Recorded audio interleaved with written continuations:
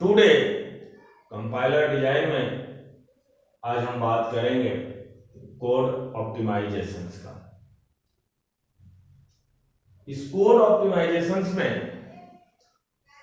हमारा मेन जो अप्रोच होता है वो मेरा मेन अप्रोच यह है कि जो भी हम इंटरमीडिएट कोड जो फ्रंट एंड के बाद हमारा जो इंटरमीडिएट कोड रिप्रेजेंटेशंस आता है या आफ्टर कोड जनरेटर के बाद जो मेरा कोड ऑब्जेक्ट कोड आता है, हमारा मेन मोटिव होता है कि इसके साइज को रिड्यूस करना। मेरा मेन मोटिव क्या होता है? इनके साइज को, लाइंस के साइज को मुझे रिड्यूस करना, जिससे कि हमारा परफॉर्मेंस जो है हमारा इंक्रीज हो जाए। हमारा मेन मोटिव होता है। तो पहले आइए हम लोग चेक कर लेते हैं कि जो हमारा कोड ऑप्टिमाइजर्स है हमारे कंपाइलर के किस फेज के बाद इसकी पोजीशनिंग होती है। तो एक बात मैं आपको बताना चाह रहा हूं कि जो हमारा कोड ऑप्टिमाइजेशन जो होता है वह दो तरह का होता है। दो तरह का क्या? एक है कि मेरा मशीन इंडिपेंडेंट कोड ऑप्टिमाइजेशन और दूसरा का होता है मेरा machine dependent code optimization. Machine independent जो कोड ऑप्टिमाइजेशन जो होता है वो फ्रंट एंड के बाद तुरंत आता है। फ्रंट एंड कहने का मतलब है कि आपका lexical analyser, syntax analyser, semantic analyser, intermediate code generator, उसके तुरंत बाद ही मशीन इंडिपेंडेंट कोड ऑप्टिमाइजेशन आता है। फिर आपके बाद कोड जनरेटर के बाद जो मेरा कोड ऑप्टिमाइजेशन आता है वो होता है हमारा टारगेट कोड। ये मेरा मशीन डिपेंडेंट होता है।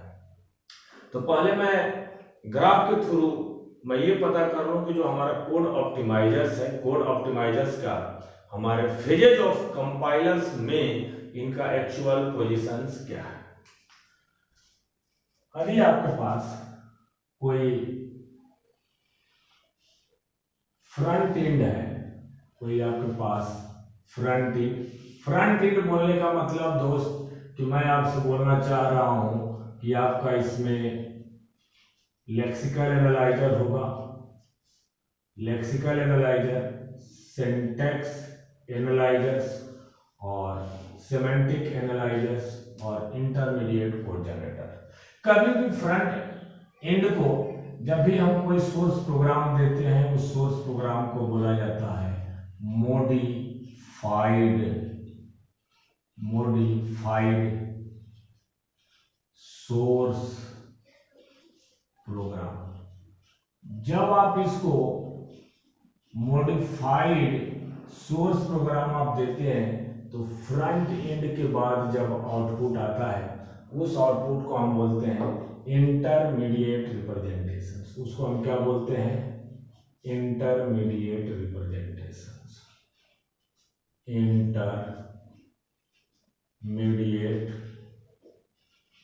मीडिएट रिप्रेजेंटेशंस, वो मेरा intermediate representations.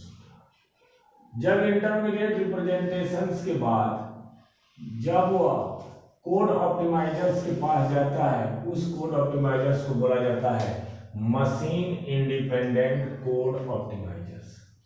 Machine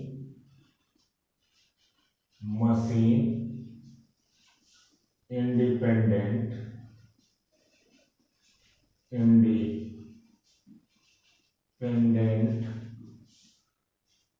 code optimizer. प्रिय दोस्तों, जब यह मशीन इंडिपेंडेंट कोड ऑप्टिमाइजर्स के बाद जो हमारा ऑप्टिमाइज्ड जो कोड बाहर आता है उस कोड को भी बोला जाता है इंटरमीडिएट रिप्रेजेंटेशंस। इसको क्या बोला जाता है? Intermediate representations. इंटरमीडिएट रिप्रेजेंटेशंस, ये मेरा इंटरमीडिएट रिप्रेजेंटेशंस होता है। जब इस इंटरमीडिएट रिप्रेजेंटेशंस को हम पास करते हैं कोड जनरेटर के पास, किसके पास करते हैं? Code generator.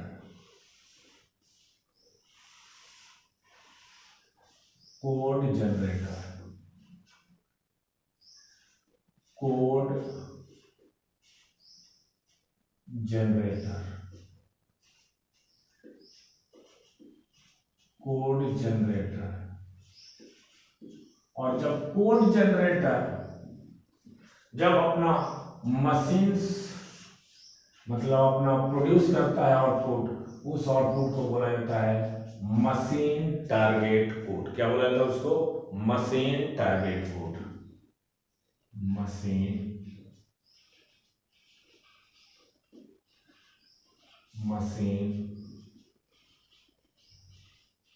टारगेट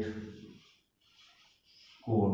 और जो मशीन टारगेट कोड के बाद जो ऑप्टिमाइजर आता है उसको बोला जाता है मशीन डिपेंडेंट कोड ऑप्टिमाइजर्स। क्या बोलते हैं उसको आपको? Machine dependent code optimizer. Machine dependent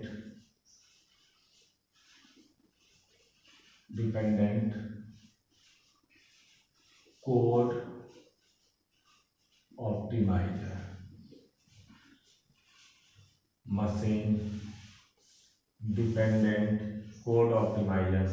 और इसके बाद जो आउटपुट आता है इसको बोला जाता है टारगेट मशीन्स कोड या machines target code. Machine target code, machines target code मेरा होता है। आपने इस ग्राफ के थ्रू आपने इतना तो पता कर ही लिया कि जो हमारा जो कोड ऑप्टिमाइजेशन का जो पार्ट है वो कहाँ पे होता है। एक आपका फ्रंट एंड के बाद होता है मशीन इंडिपेंडेंट कोड ऑप्टिमाइजर्स, और आपका दूसरा जो कोड ऑप्टिमाइजर्स होता है वह कोड जनरेटर के बाद होता है। तो एक बात तो सत्य है अकॉर्डिंग टू दिस ग्राफ कि मशीन इंडिपेंडेंट कोड ऑप्टिमाइजर्स अपने इनपुट में दो तरह का कोड लेता है। फर्स्ट कोड लेता है इंटरमीडिएट कोड रिप्रेजेंटेशंस जिसको वो ऑप्टिमाइज करता है। दूसरा का आपका जो कोड लेता है वो मशीन टारगेट कोड लेता है और उसको भी ऑप्टिमाइज करता है। हम अपने आगे के वीडियो लेक्चर सीरीज में हम बताएंगे कि मशीन टारगेट कोड क्या होता है। आपसे मैं बात करूं कि एक्चुअली हम जो कोड ऑप्टिमाइजेशन जो हम यूज कर रहे हैं उसका मेरा मेन पर्पज क्या है।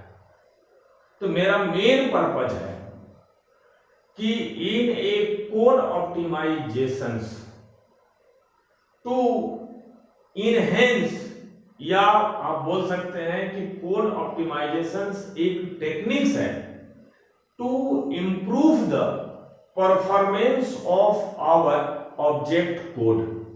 आपका पहली बात जो मैं आपसे बोलना चाह रहा हूं, जो आपके पास है डायग्राम आपको बताना चाह रहा है कि जो हमारा कोड ऑप्टिमाइजेशंस का जो मेन अप्रोच है, मेरा मेन गोल है और मेरा मेन टेक्निक्स क्या है कि increase the performance of object code. आप क्या लिख सकते हैं? हमारा जो मेन अप्रोच क्या है, मैं बोल सकता हूं इन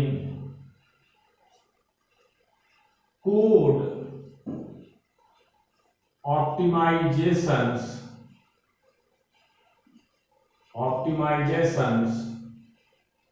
is a techniques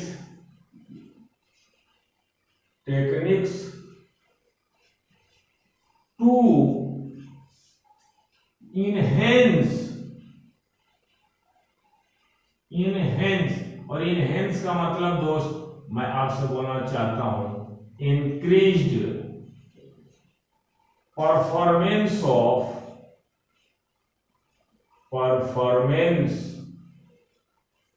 of our object code. आपको पहला मेरा मेन अप्रोच है कि आपके अपने ऑब्जेक्ट कोड का परफॉर्मेंस को इंक्रीज करना। दूसरा का क्या है, जब आपके पास ऑब्जेक्ट कोड है आप उसका मीनिंग नहीं बदल रहे हो, आप उसका जो मीनिंग हो मीनिंग सेम रहेगा। आपके पास कुछ अनवांटेड यूजलेस आपका रिडंडेंट लाइन आ चुकी होंगी, आप उस लाइन को आप दूर करोगे। आप उसको जैसे मान लीजिए कि आपके प्रोग्राम में 150 लाइन है, तो आपने 50 लाइन्स को रिमूव कर दिया, आपके प्रोग्राम में एक्चुअली 100 लाइन्स है, तो उसको एग्जीक्यूट करना as a compare to 150 lines वो फायदेमंद है। तो हम लिख सकते हैं in code optimizations eliminating the useless lines of code. In code optimizations is a removing या eliminate ये redundant lines of code। आप ये लाइन आप बोल सकते हैं। आपका मेरा मेन जो अप्रोच था कि आपने ऑब्जेक्ट कोड को परफॉर्मेंस के लिए आपने कोड ऑप्टिमाइजेशंस को यूज किया। दूसरा काम कि आपने जो भी अनवांटेड रिडंडेंट लाइन है, आप उस रिडंडेंट लाइन को आप दूर करेंगे। In code optimizations in code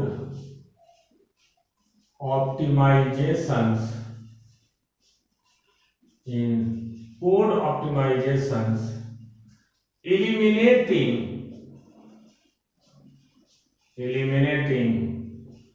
या आप इसको बोल सकते हैं रिमूव ऑफ यूजलेस या redundant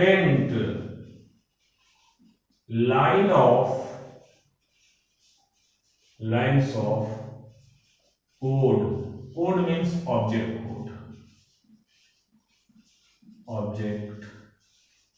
code। आपने जो कोड लिखा है ऑब्जेक्ट कोड आपका असेंबलर के बाद होता है, बट आपका कोड, मेरा कोड का मतलब कि जो आपका प्रोग्राम का स्टेटमेंट है। अब आपके पास बात आती है कि और क्या मेरा ऑप्टिमाइजर्स करता है। तो आपका ऑप्टिमाइजर्स का मेन मोटिव है, मेन गोल है, वह गोल है या तो आपका ऑब्जेक्ट कोड का जो पार्ट है कोड या तो इंटरमीडिएट रिप्रेजेंटेशंस होगा, या तो आपका कोड जो है मशीन टारगेट कोड होगा। इस मशीन टारगेट कोड में या इंटरमीडिएट रिप्रेजेंटेशंस में आपका प्रोग्राम का साइज जो है कम करना है, आपको रिमूव करके प्रोग्राम साइज कम करना है। In code optimisation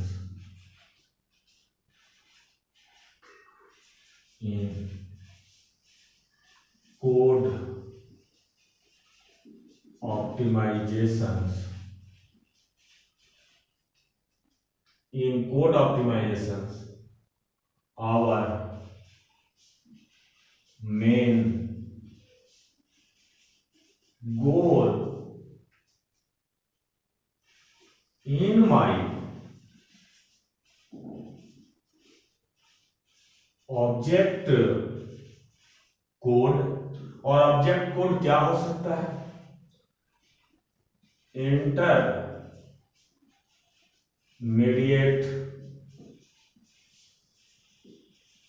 code representations या intermediate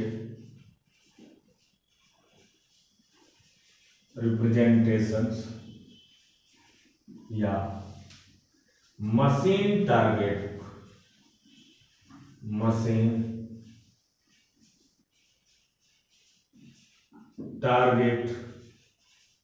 code reduce the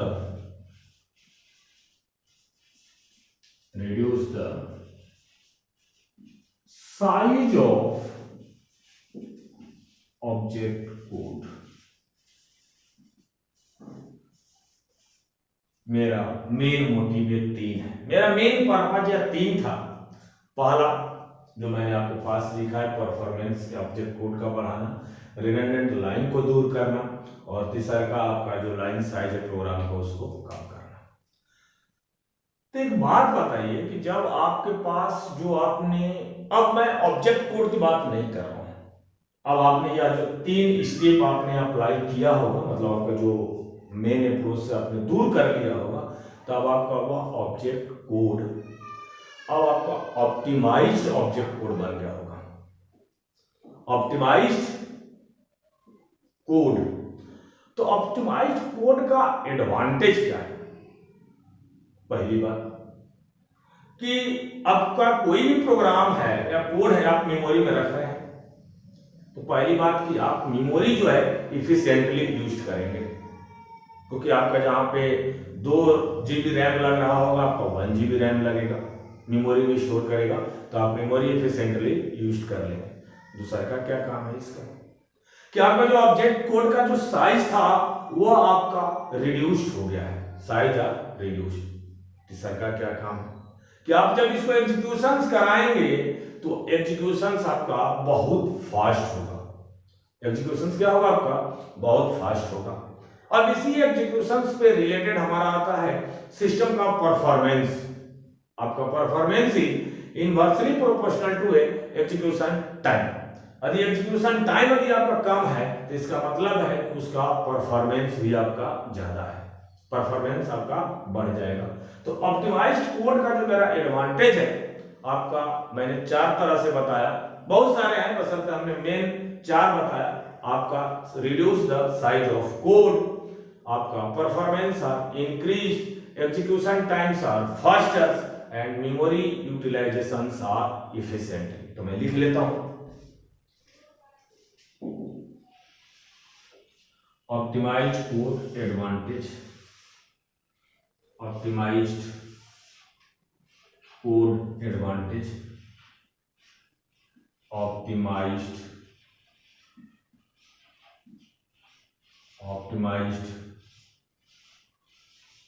code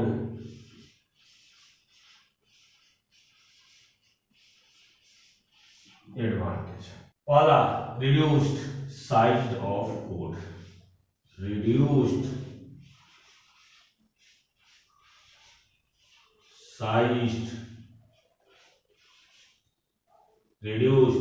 size of object code or executions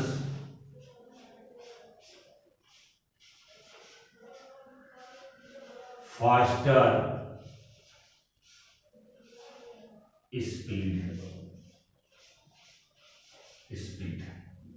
memory efficiently used, memory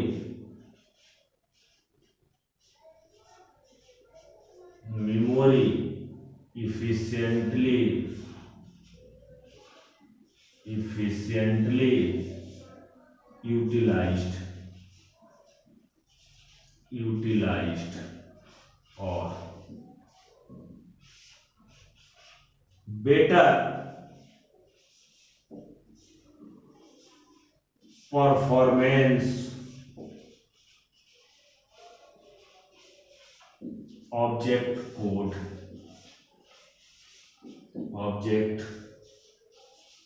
code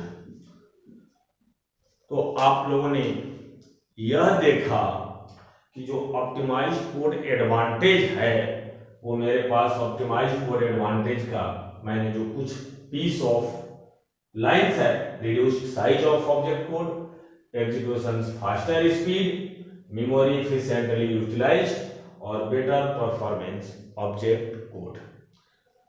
अब नेक्स्ट टॉपिक्स हम स्टडी करते हैं कि टाइप्स ऑफ कोड ऑप्टिमाइजेशन, कि आपके पास कितने प्रकार का कोड ऑप्टिमाइजेशन होता है। तो मैंने आपको बताया ही है कि जो ऑप्टिमाइजेशन है वो आपका मशीन इंडिपेंडेंट कोड ऑप्टिमाइजेशन होता है और आपका मशीन डिपेंडेंट कोड ऑप्टिमाइजेशन होता है। मशीन इंडिपेंडेंट कोड ऑप्टिमाइजेशन के लिए जो हम इनपुट लेते हैं वह इनपुट का जो मेरा फॉर्मेट होता है, जो इनपुट लेता है वह इंटरमीडिएट रिप्रेजेंटेशन से लेता है। मशीन डिपेंडेंट कोड ऑप्टिमाइजेशन जो इनपुट लेता है वह टारगेट मशीन कोड लेता है, मशीन टारगेट कोड लेता है। तो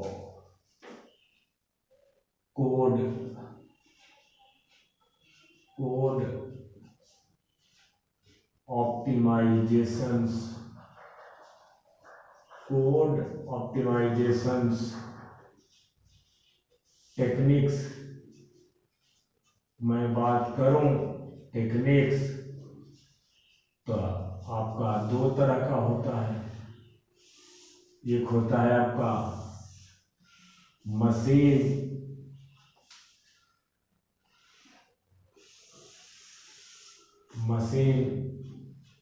dependent,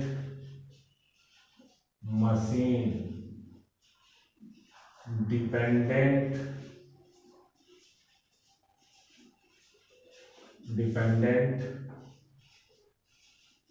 code optimisations, machine dependent code optimisations.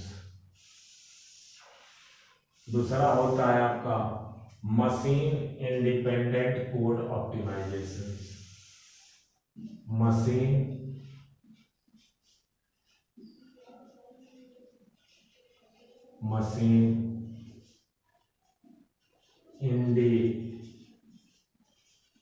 Independent code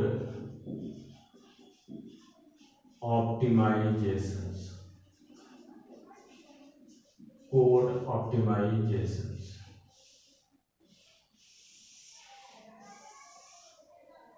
friends, machine dependent code optimizations depends on the architectures of machines, या आप बोल सकते हो कि मशीन आर्किटेक्चर पे डिपेंड करता है। तो आप लिख सकते हो डिपेंड्स ऑन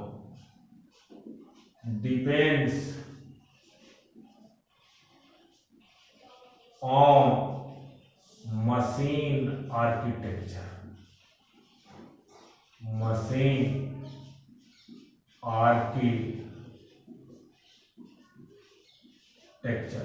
यानी आपका मशीन के डिजाइनिंग पर डिपेंड करता है।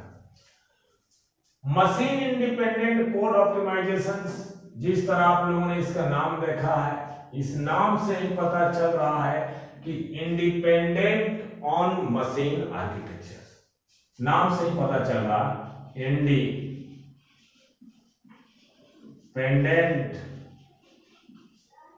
ऑन मशीन आर्किटेक्चर, आपका मशीन पर डिपेंड नहीं होता।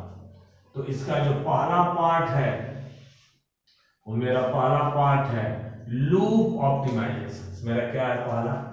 लूप ऑप्टिमाइजेशन,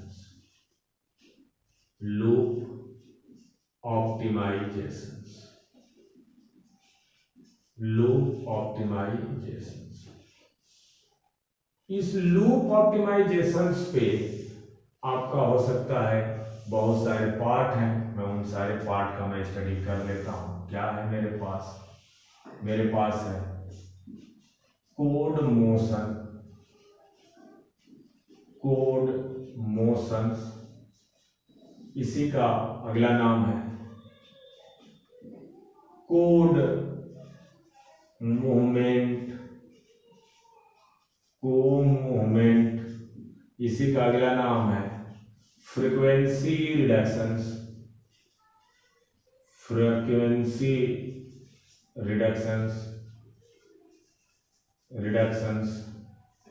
और इसी का अगला भी नाम है loop invariant computations, loop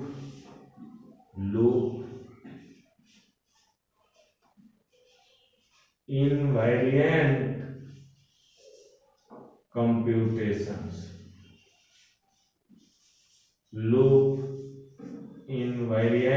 computations, अब आता है अगला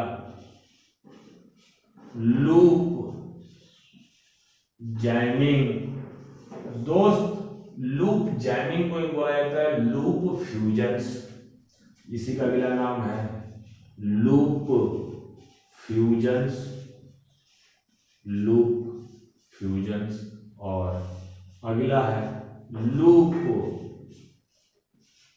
अनरोलिंग, लूप अनरोलिंग, सारा वन बाय वन सारा का हम लोग डिटेल स्टडी करेंगे कमिंग कंपाइलर डिजाइन्स के वीडियो लेक्चर सीरीज में।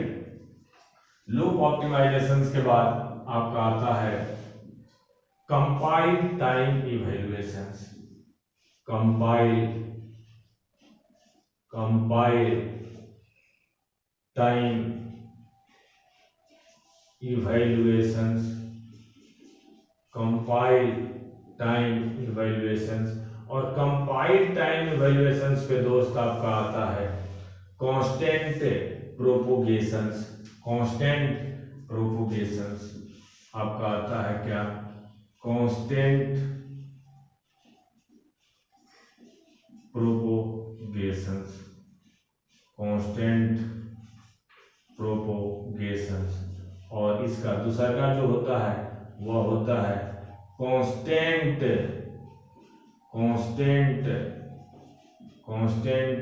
मैं यहां से इस तरह से शुरू कर दूं थोड़ा अच्छा लगे। Constant folding, constant folding. मैं इसका डिटेल बताऊंगा आपको। फिर अगला इसमें आता है common sub expressions eliminations. Common sub expression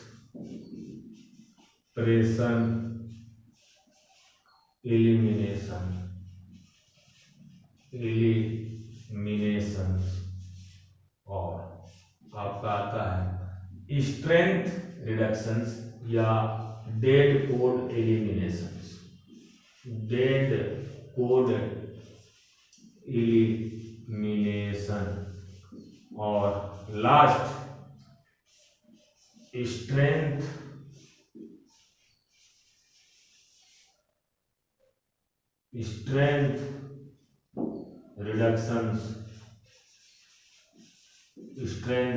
reductions. तो आपने machine independent code optimization means that independent on machine architecture. तो इस पे मैं जो स्टडी करेंगे लूप ऑप्टिमाइजेशन। लूप ऑप्टिमाइजेशन सबका तीन तरह का होता है, code motions, code movement, frequency reductions या loop invariant computations. Loop jamming या लूप फ्यूजन सेम नाम है। लूप अनरोलिंग। कंपाइल टाइम इवैल्यूएशंस में आपका कांस्टेंट प्रोपोगेशंस और कांस्टेंट फोल्डिंग आता है। कॉमन सब एक्सप्रेशंस एलिमिनेशंस और डेड कोड एलिमिनेशंस और स्ट्रेंथ रिडक्शंस। स्ट्रेंथ सारे टॉपिक को वन बाय वन स्टडी आगे करेंगे। अब friends machine dependent code optimisations में हमारे पास आता है पीप होल ऑप्टिमाइजेशंस। मेरे पास आता है पीप whole optimisations. Pep whole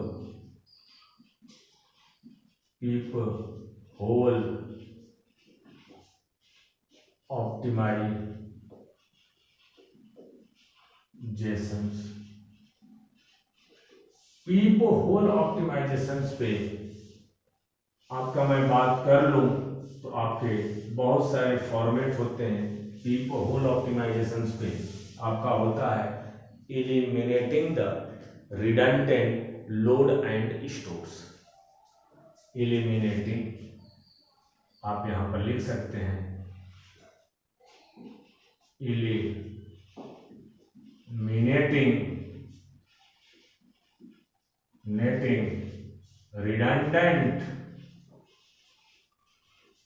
redundant load and store और eliminating unreachable code। eliminating unreachable मतलब जहां तक हम पहुंच ही ना पाए तो उस कोड में रखने का कोई मतलब ही नहीं है। eliminating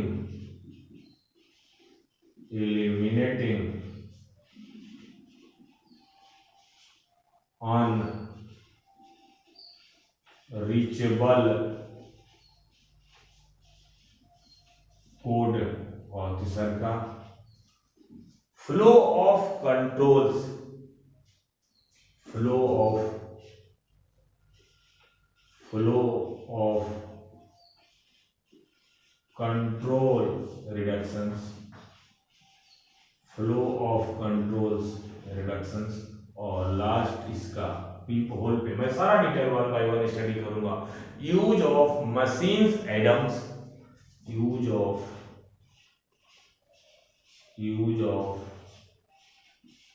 machines items.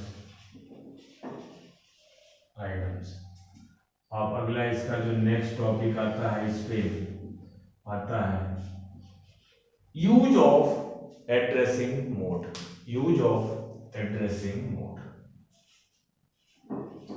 Use of addressing mode, और last registers assignment and allocations, register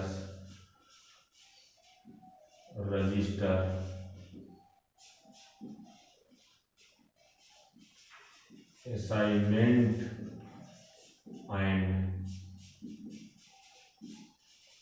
allocations. Register assignment and allocations में आपके 3 पार्ट होता है। Global register allocations, global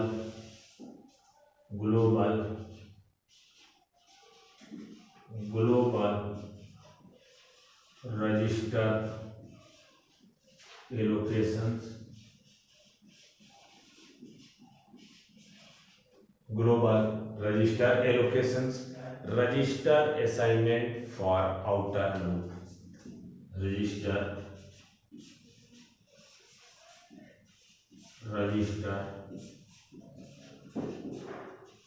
assignment for outer loop और register allocations,